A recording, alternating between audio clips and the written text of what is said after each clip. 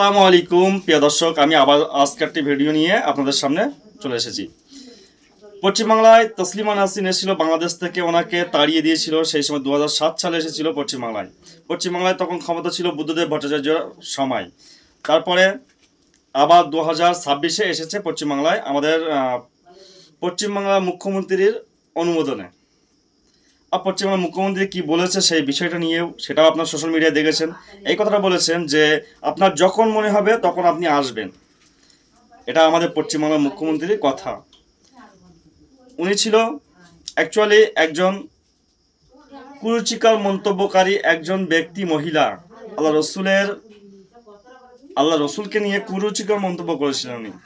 উনি কোরআনটাকে, যেটা আমরা পবিত্র কোরআন, আমরা মুসলিম, আমরা যেটাকে সম্মান করি, শ্রদ্ধা করি, শুধু আমরা না, পৃথিবীর সমস্ত ধর্ম বর্ণ নির্বিশেষে সবাই কোরআনকে শ্রদ্ধা করে। কেননা কোরআন হলো সায়েন্স, শুধু কোরআন মুসলমানদের কিতাব নয়, ওটা হলো সায়েন্স। ওর মধ্যে সব কিছু আছে। যদি মনে করেন যে আমাকে বলবেন এবার সম্ভবত যে জেহাদি, আমার এই জেহাদি শব্দটা শুনতে খুব ভালো লাগে। কেন জানেন? জেহাদি শব্দের অর্থ হলো এটাই, আরবি ভাষা। জেহাদি শব্দটা হলো আরবি ভাষা। জেহাদি শব্দের অর্থ এটাই হয় যে সত্যকে যে প্রতিষ্ঠিত করে তাকে জেহাদি বলা হয়। জেহাদ করার শব্দের অর্থ হলো এটাই, যে সত্যকে প্রতিষ্ঠিত করা, এটাই জেহাদ, এটাই বলে জেহাদ। তো আমাকে জেহাদ বললে আমি খুব খুশি হই, কেননা জেহাদি যদি হতে পারতাম তা আমার মতো সৌভাগ্য আর কেউ হতো না। তাই এটা বলে ওরা মনে করে আমাদেরকে মুখ ভাঙাচ্ছে, এতে আমাদের কোনো কিছু মনেই হয় না। তো আমি বলবো, তসলিমা নাসরিন এসছেন পশ্চিমবাংলায়, থাকুন ভালোভাবে। প্রথম দিনে এসে গরম গরম কিছু কথা বললেন মুসলিমদেরকে নিয়ে। আমি চাইছি নেক্সট টাইম আপনি কোনো রকম ভাষণ এখানে দেবেন না, এমন কোনো ভাষণ দেবেন না যে পশ্চিমবাংলায় উত্তপ্ত কিছু সৃষ্টি হয়।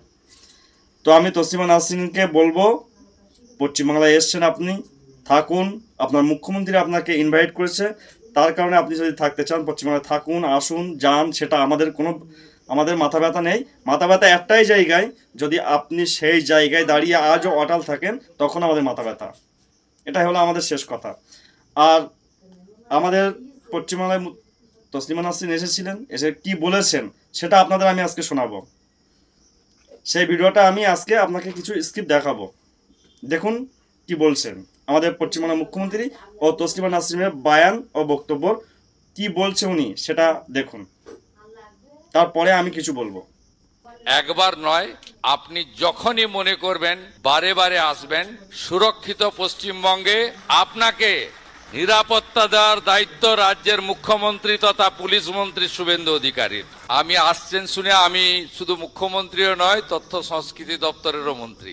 আমি উনাকে স্বাগত জানালাম বন্দে মাতরমের সার্ধশতবর্ষ ঋষি বঙ্কিমচন্দ্রের ছবি দিয়ে। পশ্চিমবঙ্গে আপনি স্বাগত।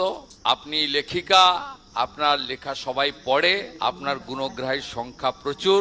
আপনি এখানে ভালো করে বলুন, নতুন সরকারের হাতে এই বাংলার গণতন্ত্র, সংবিধান, বাক স্বাধীনতা, মৌলিক অধিকার সুরক্ষিত। এখানে কোনোভাবে ধমক চমক, দেখে নেব, আটকে দেব, এসব জিনিস অতীত হয়ে গেছে। হ্যাঁ, ভিডিওটা দেখেছেন, এবার আমি কিছু কথা বলছি। এটা হলো আমাদের মুখ্যমন্ত্রীর কথা, এটা হলো আমাদের মুখ্যমন্ত্রীর কথা। উনি ওনাকে সাধুবাদ জানান, যাই জানান, তাতে আমাদের কোনো আপত্তি নেই। উনি যা ইচ্ছা করতে পারেন। উনি এখন যেহেতু বাংলায় ক্ষমতায়, উনি সব কিছু করতে পারেন। আর একটা কথা বলবো, এই তসলিমা নাসরিন সম্বন্ধে আপনাদের একটু জেনে রাখা দরকার। উনি বলেছিলেন যে ইসলাম ধর্মে আছে যে নারীদের সমান অধিকার, যেটা আমাদের ভারত সরকার এখন বলে থাকে যে এক দেশ এক ভাষা, এক দেশ এক আইন। উনি বলেছিলেন আমাদের কোরআনে আছে যে একটি পুরুষ 4টি বিয়ে করতে পারে।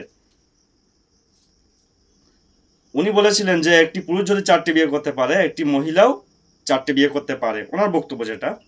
তার কারণে বাংলাদেশ থেকে ওনাকে, মানে কোরআনকে অ্যাভয়েড করার জন্য, উনি একজন মুসলিম, তবে মুসলিম বললে এখন গোনা হবে উনি একজন নাস্তিক, এটা আমরা জানি ভালো রকম। তো যদি নাস্তিক হিসেবে পরিচয় দেয় তাহলে ঠিক আছে, যদি মুসলিম হিসেবে পরিচয় দেয় তাহলে আমাদের আপত্তি আছে।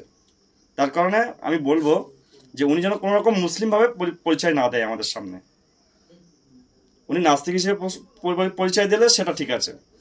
তো তারপর আমি দেখাবো যে তসলিমা নাসরিন তার ভাষণে কি বলেছে সেটা একটুখানি দেখে নিন, আমার পরবর্তীতে আমি বলছি। রাষ্ট্রের কোনো ধর্ম থাকবে না, রাষ্ট্রের থাকবে ন্যায়। ভারত ও বাংলাদেশ দুই দেশেই ধর্মীয় পরিচয়ের ঊর্ধ্বে অভিন্ন দেওয়ানি বিধি দরকার। সত্যিকারের ধর্মনিরপেক্ষতা শুধু সব ধর্মের উৎসবে যোগ দেওয়া নয়। ধর্মনিরপেক্ষতা হলো রাষ্ট্র, আইন, রাজনীতি ও শিক্ষা ব্যবস্থা থেকে ধর্মীয় কর্তৃত্বকে পৃথক রাখা। রাষ্ট্রের কাজ কোনো ধর্মকে রক্ষা করা নয়, রাষ্ট্রের কাজ বিশ্বাসী ও অবিশ্বাসী সব নাগরিকের সমান অধিকার রক্ষা করা। রাষ্ট্রের কোনো ধর্ম থাকবে না, রাষ্ট্রের থাকবে ন্যায়। আইনের কোনো ধর্ম থাকবে না, আইনের থাকবে সমতা। একজন নারীর অধিকার তার জন্ম বা ধর্মীয় পরিচয়ের উপর নির্ভর করতে পারে না। তার শরীর তার নিজের, জীবন তার নিজের, সিদ্ধান্তও তার নিজের। কোনো ধর্মীয় আইন নারীকে পুরুষের সমান অধিকার না দিলে সেই আইন বাতিল করতে হবে। ধর্মের মর্যাদার চেয়ে মানুষের মর্যাদা বড়। একই দেশের নাগরিকের অধিকার ধর্মভেদে আলাদা হতে পারে না। ভারত ও বাংলাদেশ দুই দেশেই ধর্মীয় পরিচয়ের ঊর্ধ্বে অভিন্ন দেওয়ানি বিধি দরকার, তবে তা সংখ্যাগুরু ধর্মের বিধান নয়। সংবিধান, মানবাধিকার এবং নারী পুরুষের পূর্ণ সমতার ভিত্তিতে রচিত হবে নাগরিক আইন। এই কথাগুলো বলেছে। তো আমি একটা শেষ বেশ কথা বলি। আজকে ভিডিওটা অনেকটা লং হয়ে গেছে, তারপরেও আমাকে মানে শেষ কথা না বললেই নয়, তাই বলছি যে তসলিমা নাসরিনের জন্য আমাদের বাংলায় কতটা শ্রদ্ধা, কতটা সম্মান সেটা সব বাংলার মানুষ 2007 সাল থেকে জানে। 2007 সাল থেকে উনি বাংলায় আসতে পারেননি, তার পিছনে অনেক কারণ আছে। উনি আবার বিজেপি ক্ষমতা আসার পরে উনি বিজেপির হাত ধরে আবার পশ্চিমবাংলায় এসছেন। দেখো, দেশের প্রতি একটা মায়া থাকে আর বোনের প্রতি একটা ভালোবাসা থাকে। সেটা হলো এটাই, আমি একটা বিষয় বলি, নতুন সরকার আর এই বিষয়টা একটু মিলিয়ে নেবেন।